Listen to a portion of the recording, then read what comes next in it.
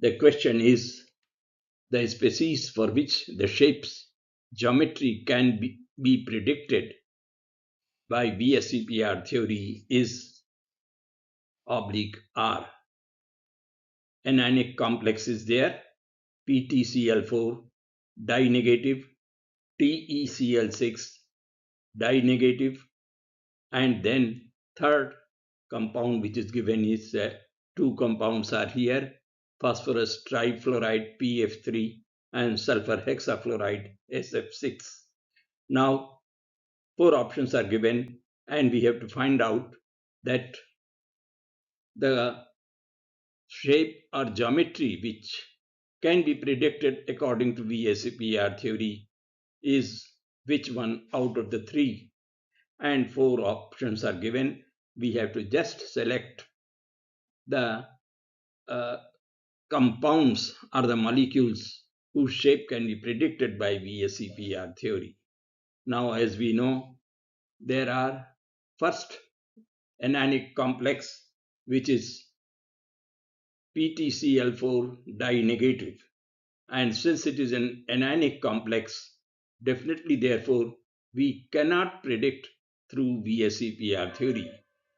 This can be predicted, the shape, the bond, or the geometry can be predicted by ligand-ligand repulsion between the central atom and the four chlorido atoms here. So that's there. So VSEPR theory is helpless to predict the geometry of this anionic complex. Similarly, if we look at TeCl6, 2 negative, again, it is an anionic complex with tellurium as the central atom. And although it contains a lone pair of electron and 6 bond pairs are there, but chemical stereochemistry tells us that the lone pair of electron remains chemically unreactive or least reactive, and therefore it cannot be predicted as per VSEPR theory. Shape cannot be decided according to VSEPR theory, and it has got a perfect octahedral geometry. Now coming to the third compounds given here, PF3 is phosphorus trifluoride, of course, and SF6 sulfur hexafluoride. Its geometry can be decided by lone pair and bond pair of electrons according to VSEPR theory. It is the lone pair and bond pair electrons which decides the geometry of the molecule according to valence shell electron pair repulsion theory. So, of course, it is an important question. And here is the structure of phosphorus trifluoride. We find two lone pairs here, one lone pair, and it has got a trigonal bipyramidal geometry. So is the case in sulfur hexafluoride. It is octahedral, and therefore the shape which could be decided by VSEPR theory in all these compounds is by option 3. So option 3, the option C containing 3 only would be the correct option and the correct answer, of course. And whatever we have discussed here is noted for your concepts and understanding as explained here. Hint and explanations are provided whatever we have discussed, and it is VSEPR theory which is helpful to infer geometry of the molecule only. In this case, species given are anionic complexes of transition metals.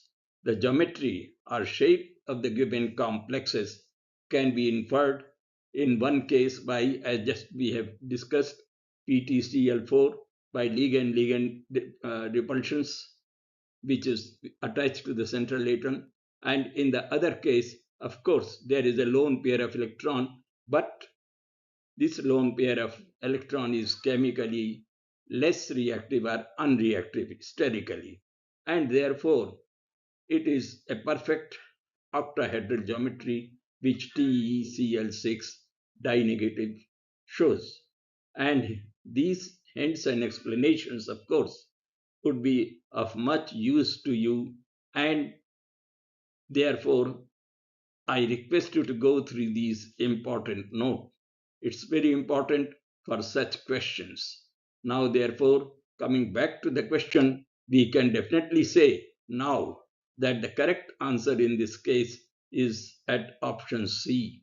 That is, the compounds given, that is phosphorus trifluoride and sulfur hexafluoride at option 3, can be predicted by BSEPR theory. Their shapes and the geometry can be predicted by BSEPR theory. Okay, that's the correct answer. And definitely, therefore, the other options are not applicable over here. It has been a very important question of moderate difficulty.